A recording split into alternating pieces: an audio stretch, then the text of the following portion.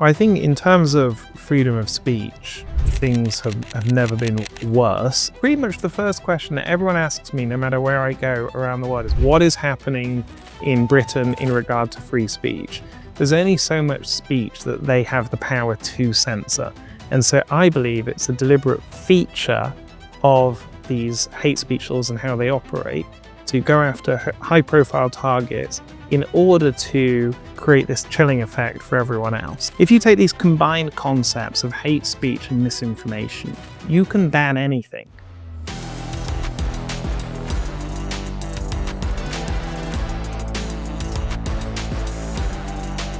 Hello, welcome back to the Brendan O'Neill Show with me, Brendan O'Neill, and my special guest this week, Paul Coleman. Paul, welcome to the show. Thank you so much for having me. It's always good to have you on to catch up on freedom of speech, freedom of conscience, freedom of religion, all these issues that you talk about and work on in your role at the ADF International, the Alliance Defending Freedom, which listeners will be familiar with.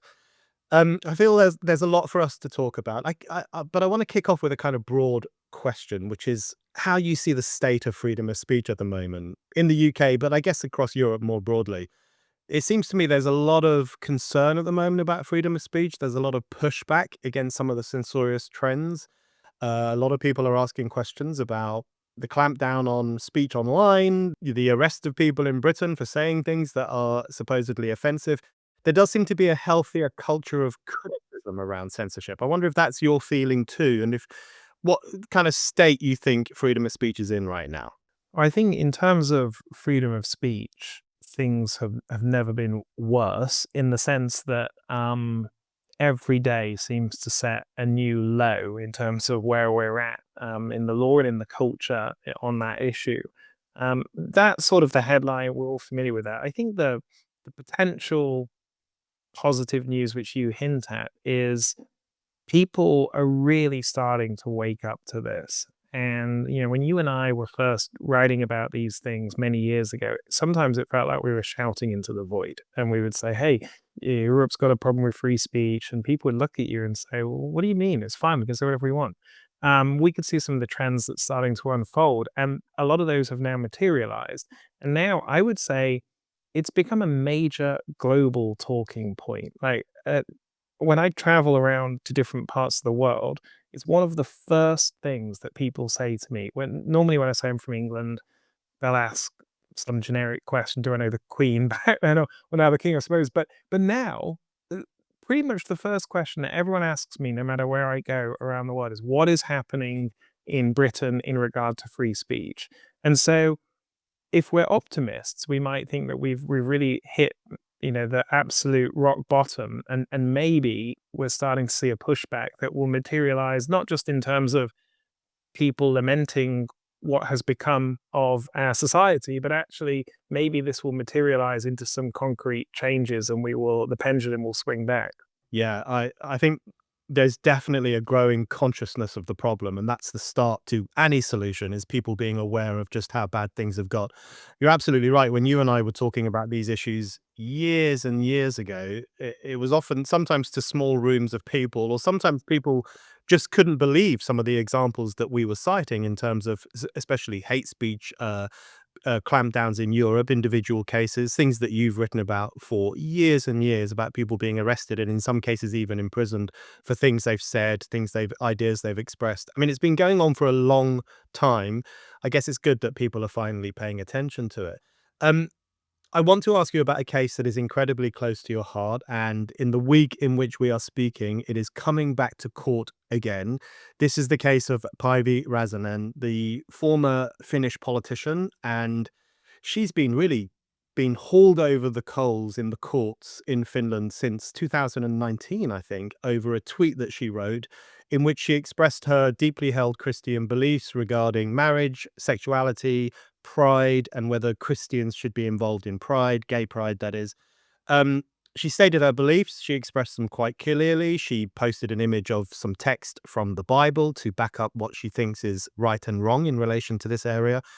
And she has been pulled through the courts time and time again for what she said. Give us a little bit of background on this case, because we talked about it last time you were on, and some feedback I got from listeners is that they simply couldn't believe this was happening. So give us a little bit of a refresher on exactly what has happened. Yeah, and it's always hard for me to convince people that the facts, if you've Yeah. stated them, are accurate, because people always want to say, yeah, but come on, Paul, like there must be something more here. So yeah, so she's the former Minister of Interior, which British context would be like Home Secretary, so former government minister. She's still a member of Parliament. I think she's now the longest serving female member of Parliament, almost 30 years. So highly experienced, been in public office for all this time. And it's exactly as you said. So 2019, it was actually the state church, the Lutheran church in Finland, became an official sponsor of the Helsinki Pride Parade. She's a member of that church. Her husband is a pastor in that church.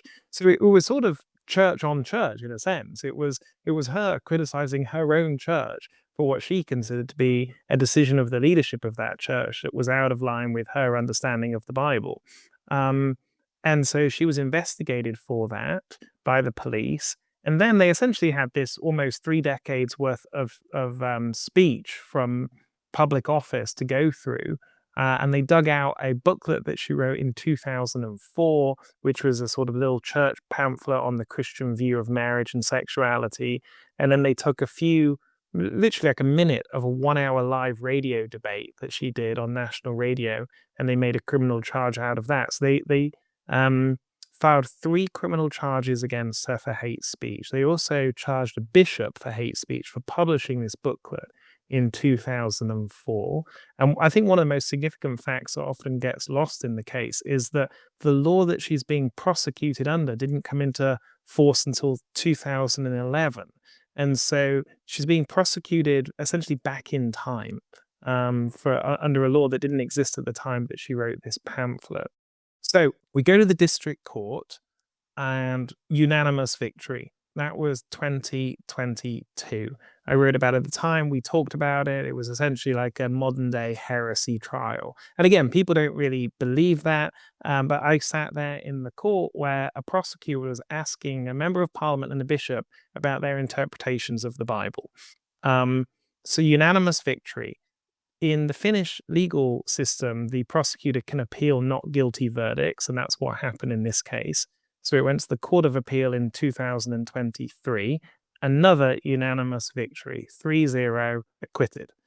And then the prosecutor, on the final day that was possible, so I imagine that there was a lot of internal sort of disagreement within the prosecutor's office. On the final day, the last hour, they then filed an appeal to the Supreme Court of Finland, which is at the time that we're recording this, where I will be tomorrow in Helsinki for the Supreme Court case. And so it has been a 6.5-year process, 13 hours of police investigation, 4 criminal charges, 3 courts. It will be a total of 12 judges. I mean, we've talked for years about the fact that in hate speech cases, the process is the punishment, and that's exactly what we see in this case.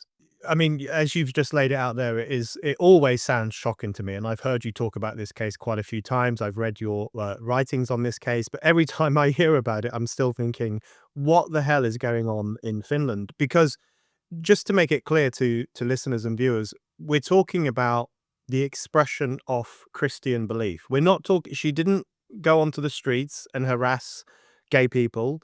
She didn't issue slurs against any gay people or do anything that someone might reasonably consider to be a form of bigoted harassment or anything like that. We're talking about the expression of a Christian belief, a Christian interpretation of the Holy Bible. That's really what this is about, isn't it? It is the interrogation of someone for what they think and what they believe in their heart. Yeah, absolutely. And for sure, we've always said in this case, you don't have to believe what Pivy believes. And for sure, there'll be many people who consider her beliefs to be offensive. And there'll be others who use any number of other synonyms to describe what she and many other Christians believe. Like, we accept that that's the case, but that's the nature of living in a democratic society. We all have different beliefs. We agree with each other on some things and disagree on others. But yeah, she is a soft-spoken grandmother, who is a very experienced member of parliament, very well liked within Finland, and has simply just tried to speak out on matters of interest to her and of deeply held beliefs to her on matters of public interest. I mean, she wrote the booklet in 2004. The reason for that is because Finland was discussing legalizing same-sex marriage at the time. It was a national debate into which she spoke. And again, the tweet from 2019 was triggered by the actions of her church. So it's not like she's just, and even if she was doing this, which she's not, it's not like she's just sat in her room just deciding to just out of nothing just share her beliefs on human sexuality for the world. They're all connected to live matters of public interest and public debate within 21st century Finland. And so if the prosecutor is ultimately successful here, then it won't just be her speech that's effective. It will have ramifications for others who share similar beliefs, but also for others who might have wildly different beliefs on a number of topics, because it will lower the threshold for what is considered hate speech, which will affect many, many other people. As you know, I'm not a particularly religious person. I'm a non-believer, but even I agree that a Lutheran church or any church should not be involved in gay pride events. That seems to me to be a pretty inappropriate use of church facilities and church time. Hopefully I won't be arrested for saying that next time if I ever visit Finland in the future. But explain to us a little bit about why you think the prosecutors in this case have been so determined to get a successful conviction, because there does seem to be a real willfulness on their part. As you say, there've already been 2 unanimous clearings of Päivi for what she said and what she wrote. And yet the prosecutor has continued to appeal that. And now, as you say, in the week we're speaking, it's going to the Supreme Court, which I guess is the highest court in Finland. So hopefully this will clear it up once and for all in the favor of freedom rather than censorship. But why is the prosecutor going for it so hard? Do they want to make an example of her? Do they want to make it clear to the Finnish people that there are some things you can say, some things you can't say? I think that the way a lot of hate speech laws work across Europe is by going after very high profile people as a deliberate strategy to warn everyone else looking on that this could happen to them.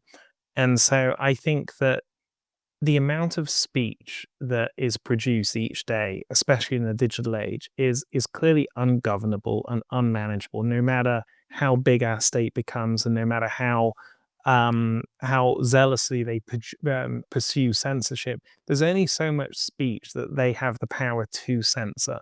And so I believe it's a deliberate feature of these hate speech laws and how they operate to go after high profile targets in order to create this chilling effect for everyone else, in order to create this self-censorship.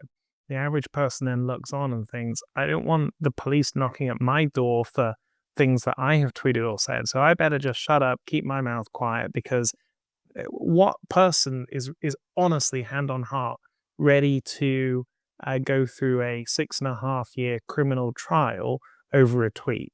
Not many people want to sign up for that. And so I think it's a deliberate strategy. I'm sure ideology is mixed in there as well. And of course, the vagueness and the subjectivity in which these laws are drafted allows for this sort of abuse to take place. The chilling effect of cases like this should never be underestimated. We talked a little bit, or I've certainly said that it seems such a crazy, extreme case, and in many ways it is. But at the same time, it tells us something quite important about hate speech laws more broadly, doesn't it? Which is, this is something you've written about, including in your book Censored, in which you look at the nature of hate speech laws and how they can impact on freedom of speech, a book I cite often in my discussions on this issue. It's in the nature of hate speech laws, isn't it? Not just to tackle what most normal people would consider to be bigoted speech. Whether we agree that that should be tackled by the police and the courts is a different matter entirely, but we can all agree there are some forms of speech that are genuinely bigoted. But it also clamps down, almost by definition, on moral beliefs that can be interpreted by someone as hateful. So there's a logic in hate speech laws, isn't there, towards the censoring of supposedly offensive ideas? Yeah, and the reason for that is because if you think of how laws are drafted and criminal laws are drafted, there has to be a certain level of precision so that people, in the normal functioning of criminal law, for people to be able to regulate their behavior so that they know what side of the law they're on. So the vast majority of criminal laws are drafted in such a way that the average person knows if they're stealing. They know if they're violently attacking someone, and the law is drafted in plain English so that people can understand that or not.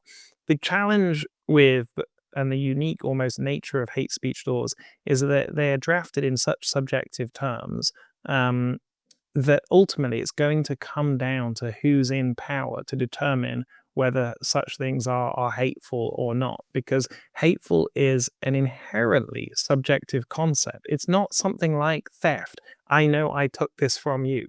Uh, Hate to one person, and what one person says that's hateful, another person will say, no, no, it's not. And so who decides? Ultimately, the people who decide are those in power, in this case, the courts, the judiciary, the prosecutor, the organs of the state. And there's no real drafting around that, because as long as you try and criminalize hatred, you can't ever draft something precise enough to sort of ban the speech that we want to ban and allow the speech that we want to allow. The net gets cast far wider than any of these drafters think, when they and there's almost an arrogance to the legislative process that imagines that, I think that they can pass these laws and use them as sort of highly targeted weapons on select speech that they want to ban. And then they're shocked to discover, oh, well, we didn't expect this sort of thing to happen. Whereas they should have realized from the start that, if you use vague terms in the criminal law, then you're going to end up with these very arbitrary applications of the law. So, how risky is it to be, I guess, a traditionalist Christian in 21st century Europe? Because there's the case of Päivi in Finland that we're talking about. I know there have been cases in the UK where Christian preachers have been arrested on the streets. Often they've been let go quite quickly. I think one of them got compensation from the police for being held for a period of time. People Christian preachers who are questioned or taken away by the cops because they say things that members of the public consider to be offensive, often around themes of sexuality and so on. Are there other examples of this in Europe where people have either been reprimanded or in some cases taken to court because they've said something that a few years ago would have been considered a conservative Christian view or a traditionalist Christian view? Yeah, we have similar cases cropping up all over Europe. And so this case in Finland is very high profile, because Päivi is very high profile public figure. But there have been lots of other cases in other countries. We've had a case, for example, very similar to this one in Germany. We have one recently in Spain, one in the Balkans, and many others that don't necessarily go the distance to the Supreme Court of those countries, but very similar sort of fact patterns. And it is often when Christians hold to some of the moral teachings of the Bible that are out of step with 21st century Europe and what those in power consider to be acceptable and unacceptable when they use vague terms like British values or European values or whatever else. And honestly, it comes down to three issues, which is human sexuality, life, and particularly unborn life, and Islam. And so if you're a Christian and you don't want to speak about these three things, then there's a good chance that you'll just live your normal life. But if you happen to express views on these three areas, that's where we see the full weight of the state come crashing down on Christians across Europe on these issues. It feels like almost like a reverse inquisition where, in the past you might have been dragged before the priests if you had an insufficient devotion to certain beliefs. And now Christians themselves can be dragged before magistrates for holding to certain views, holding to certain biblical beliefs. It is a pretty shocking state of affairs. It's interesting to hear you outline those kind of three key issues on which Christians can find themselves in hot water. I wanted to ask you about the Islam question in particular, and just the question, I guess it's a twofold question, which is firstly, do you think there's a two-tier approach to religious people who say supposedly offensive things? So do Christians get a harder time for saying offensive things than, say, imams, for example, in your experience? And also, what is it about Islam itself that you find Christians are not really allowed to say anymore, or that they might get in trouble for saying? Okay, so on the first question, I think you have to be living under a rock in complete denial to not accept there is at least some form of two-tier policing taking place in our countries, because there are just too many examples at this point to try and pretend otherwise. And again, it's because of the vagueness of the laws, it allows for arbitrary enforcement. So vagueness equals arbitrary enforcement. And so when you have so much discretionary power given, therefore, to the state, the police, and what have you, then you can see that they are choosing to clamp down on some things and choosing to let other things go. All within the idea that that's how they're essentially trying to hold together public order. And I think it's all going to come crashing down because their attempt to sort of do this is obviously failing. And the more that they try and do it, I think the more sentiment is bubbling up that is ultimately going to lead in a very dangerous direction. I think we see that in the UK, even at the time that we're recording this, and many other European countries too, Germany, France, and so forth. I think that in regard to Islam, it's not that Christians necessarily are going out trying to provoke interreligious sort of disputes here. It's just that both religions, both from Islam and from Christianity, and other monotheistic religions too, they have a claim to exclusivity in regard to their beliefs that they both accept. And then others will try and come in and say, no, like, you can all be right. But no one accepts that apart from the person coming in and saying everyone's right or everyone's wrong. And so it's really what it comes down to for Christians is the fundamental claim of Christianity, as spoken by Jesus. I am the way, the truth, and the life. No one comes to the Father except through me. That's an exclusive claim. And that is offensive. That's an offensive claim.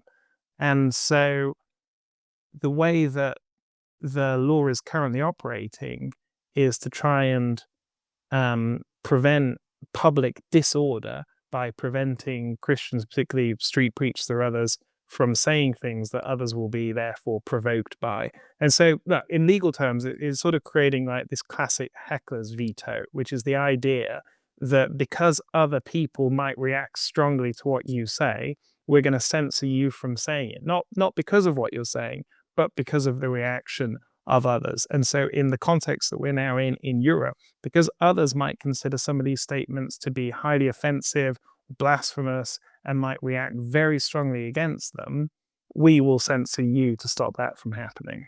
Yeah, it's a shocking state of affairs. I was listening to you there, I was thinking that when I was a Roman Catholic altar boy many, many years ago, we used to talk about the one true apostolic church, which I'm sure might now be considered a form of hate speech, a form of unfair exclusivity, which I guess is what it was, and that's all good. In relation to the Islam question, I wanted to ask for your views on the Islamophobia issue, because one thing I've always admired about your work is that not only do you defend the right of Christians and others to express their deeply held beliefs, even where they cause offense, but you also defend the right of people to ridicule Christianity or to call Christianity into question, and other religions as well, of course. That kind of across the board defense of freedom of conscience is quite rare these days. One religion that it is becoming increasingly difficult to blaspheme against or to criticize or to ridicule is, of course, Islam.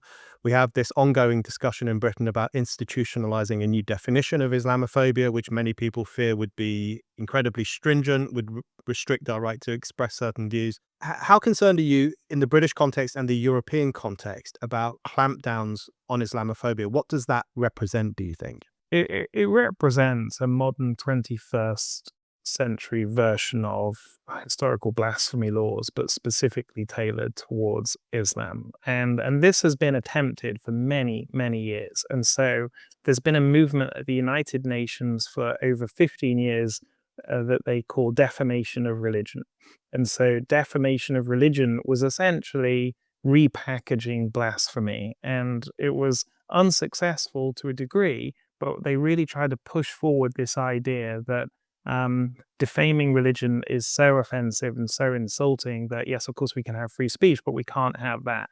And then that was essentially blocked by countries like the US and, at the time, other Western nations. And then really out of the ashes of that, new attempts were made, one of which is this idea of Islamophobia. So defamation of religion failed. Let's remorph it into a new concept that we think people will accept.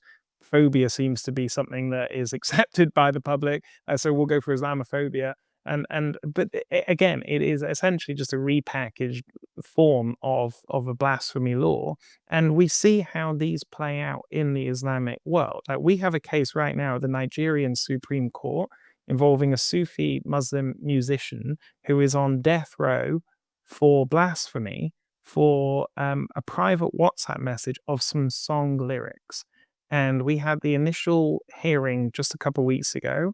And then the prosecutor in the state, and this is 2025, the prosecutor in the state came out, did a media interview after the first hearing and said, what this person did was blasphemy. We are pursuing the death penalty. He will be hung if we are successful. And so this is Nigeria 2025 at the Supreme Court. We're not going back in time hundreds of years, whatever. And so we have very clear modern day examples of how these blasphemy laws play out. And of course, everyone will say in the UK context, oh, that's never going to happen here and all that. So, well, it's not going to happen here tomorrow, but that's the direction of travel. It's the idea that insulting religion and religious concepts and religious texts is so inherently offensive that it is punishable. And of course, in Nigeria, it's punishable with the death penalty, but they will push for as strong a punishment as they can get, because under Sharia law, it goes up to the death penalty.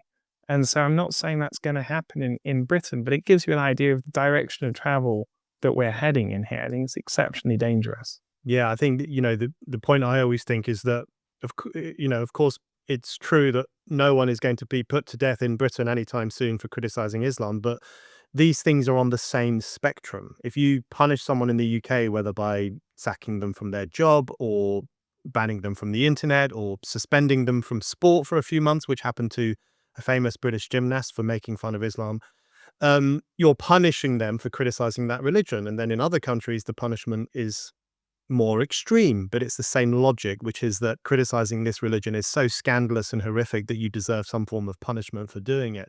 Such a dangerous idea. In your experience in the European context, what is the discussion about Islamophobia like more broadly in Europe? I mean, in Britain, I'm following it. I'm conscious of the fact that this new definition is being talked about and has been a long time coming and has morphed from various different ideas. But in countries like France, for example, where I would assume there's a bit more skepticism about the idea of Islamophobia, certainly more recently, and other countries in Europe, is there more of a pushback against this idea? Is there more of a sense that we must defend the right to blaspheme? What's the sense across Europe? I think in large parts of Europe, it's actually worse, unfortunately. And it's a lot of these countries have accepted the idea and the concept of Islamophobia. A lot of it's come from the international institutions, like I mentioned, the UN, but there are others at a European level that have pushed this idea, because they've just bracketed everything together. It's basically just there's racism, and then there's Islamophobia, and it's all bunched together without any sort of distinguishing differences between what I consider to be different concepts.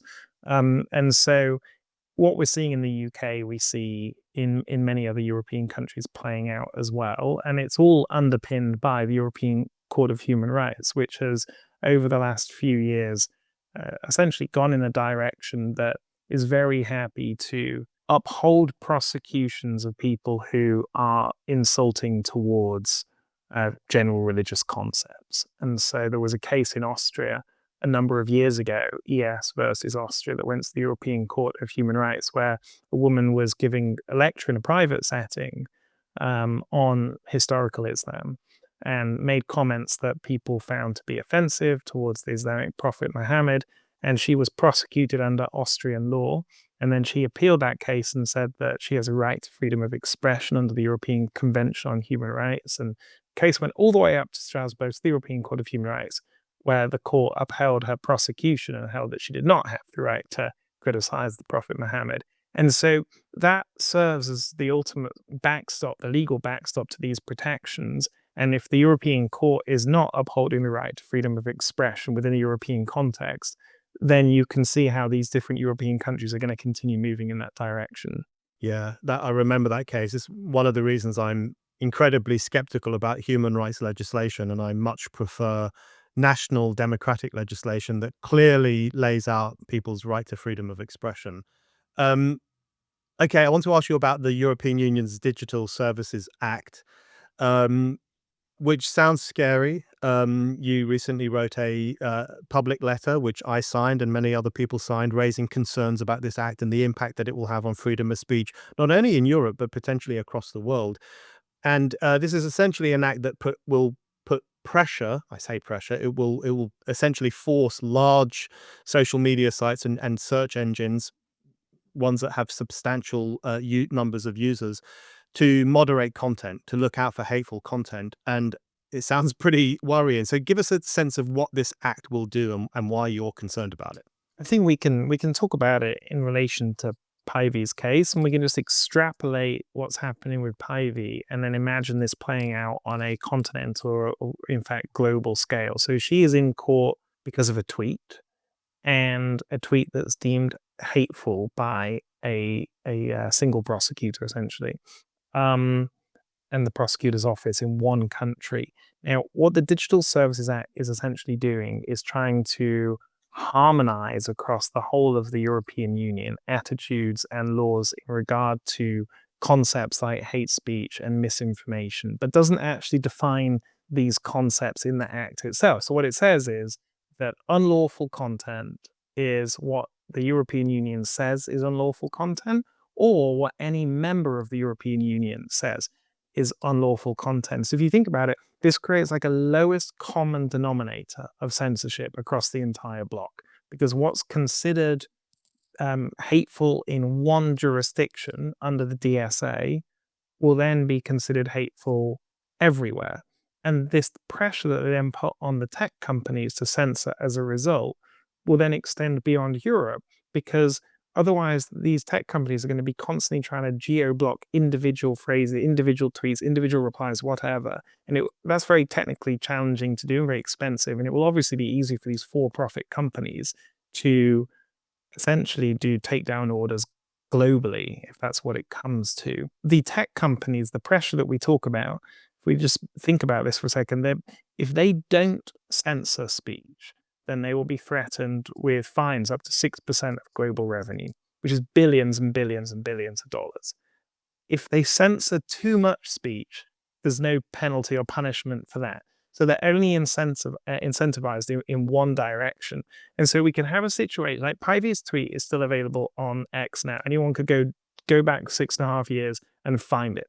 But we could well find ourselves in a situation where a situation like this one, where what's happening in her case then automatically gets played out across the continent. And then from what's known as the Brussels effect, Brussels essentially takes a regulatory framework for the globe, and then others censor accordingly. And the EU is also doing this by creating these partnership agreements with all of the national bodies that are censoring. So in the UK, that would be Ofcom, and they create partnership agreements where the UK's Online Safety Act is sort of an equivalent to the DSA, and they create a partnership between the European Commission and Ofcom, and all these tentacles are sort of being connected together so that what is censored in one place because of one complaint, because one person thinks it's unlawful speech, then has this effect of being censored everywhere. That is what the European Union would like to see happen, because they love regulation and they love the harmonization of regulation. And that's why it's an extremely dangerous piece of legislation that we will only start to see the effects of, I think, in the months and years ahead. It's not something that will overnight happen. But you've already seen in the UK context now, the Online Safety Act is being cited for all sorts of blocking of you can't see this, you can't see that because of. And so this is a little tiny window into a future, I think, that could happen through the EU's Digital Services Act and all of the accompanying national legislation.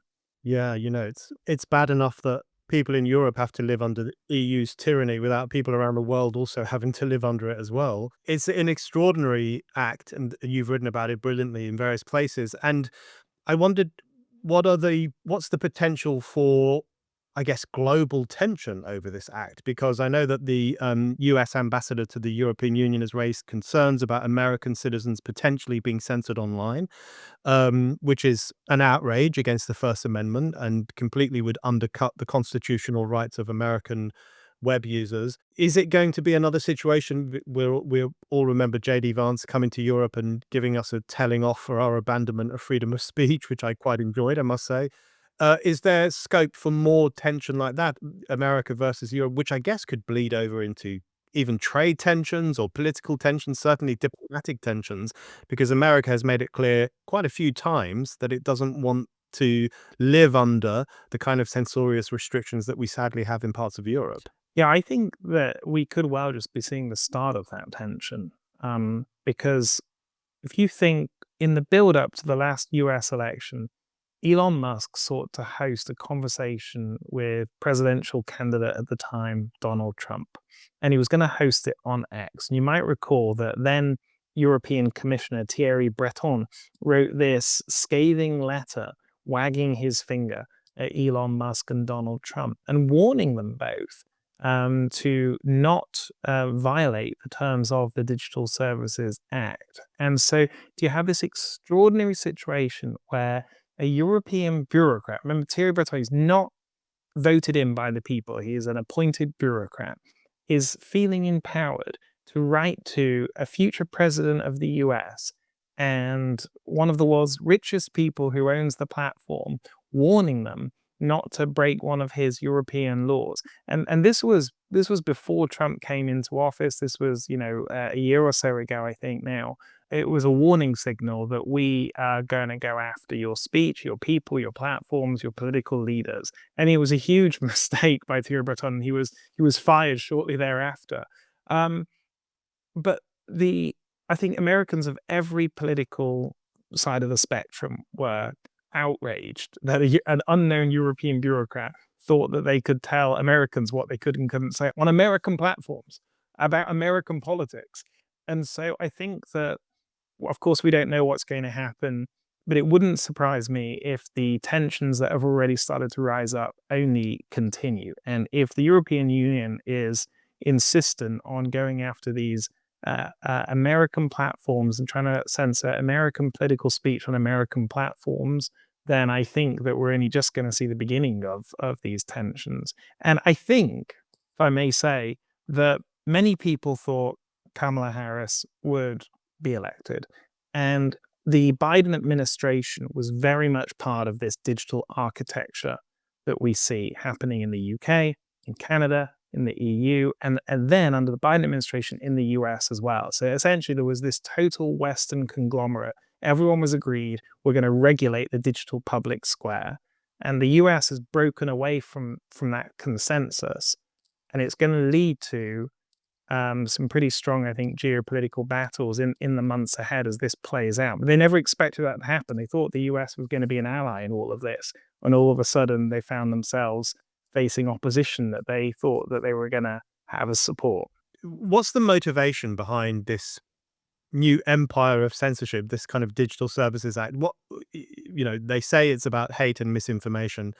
I mean, I think most normal people now roll their eyes when they hear phrases like that. They certainly should. Is there a more of a political impulse here? Is this really about controlling political discussion, social discussion, moral discussion, but it's packaged as a clampdown on misinformation and hatred in order to make it, I guess, more palatable, more politically correct? What's the true motivation of Europe's bureaucrats? Narrative control in order to paper over their increasingly weak grip on power. I think that if I would summarize it like that, if you go to Brussels, I was at Brussels speaking about the DSA a few months ago, the disconnect between the shiny European Union buildings that self-propagandize their own existence about bringing in democracy, with the surroundings of the streets of Brussels, there is this bizarre dystopian disconnect between this little Brussels EU bubble and their shiny, rich buildings and the increasingly impoverished, falling apart, sadly, streets of Brussels that surround the EU buildings. For me, it was sort of like an image or a metaphor of the broader situation that's unfolding in Europe, which is in many of these countries, um, the political there is political movement that those in power do not like. We saw that in where I'm living at the moment in Austria, but we see it in France, in Germany, basically every European country. And their response to this, as it has been, I think, since Brexit in 2016, which was the same year, of course, as Trump was elected in 2016, we've almost seen a decade of a continuous playbook, which is the people are wrong. We don't like what they're voting for. We don't like what they're saying.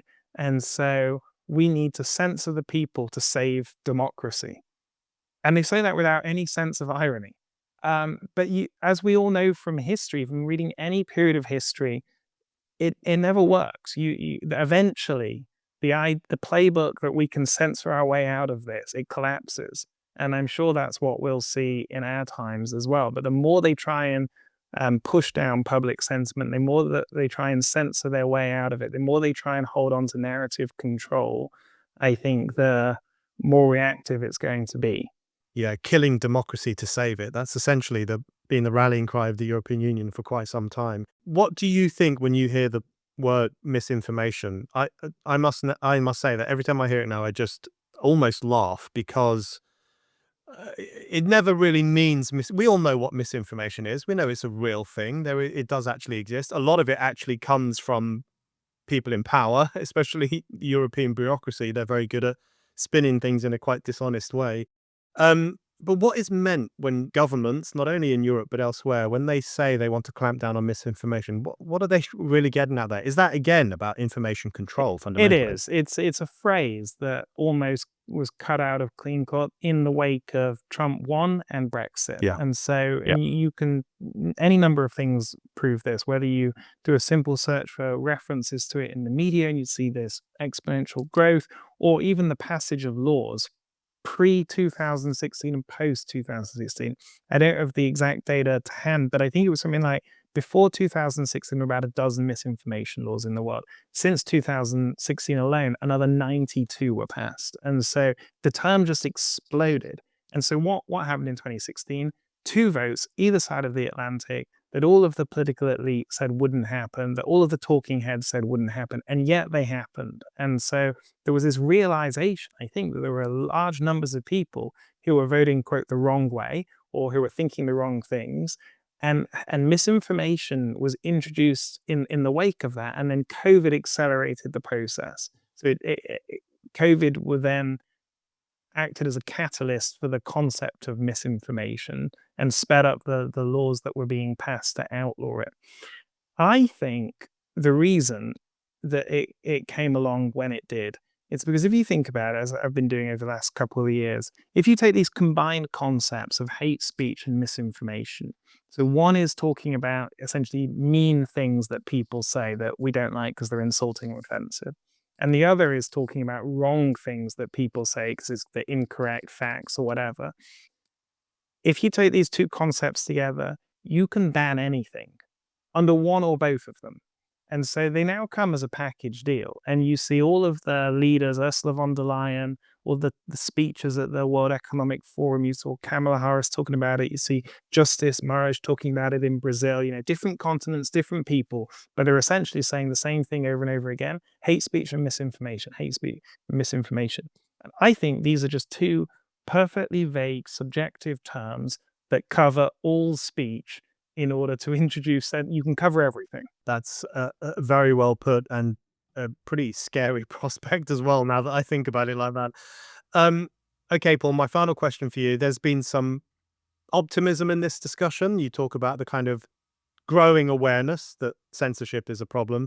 And there's been some pessimism as well. As you say, there are new laws, there are new moves afoot to restrict what people can say, especially on the internet. The day after today, the day after that you and I are speaking, is going to be Päivi Räsänen's Supreme Court hearing. I think we'll know the verdict of that in a couple of weeks after the court A bit case, or longer, maybe a bit longer. a bit longer. Okay, so probably we won't know the outcome of that case by the time this podcast comes out, but it will be known hopefully sooner rather than later.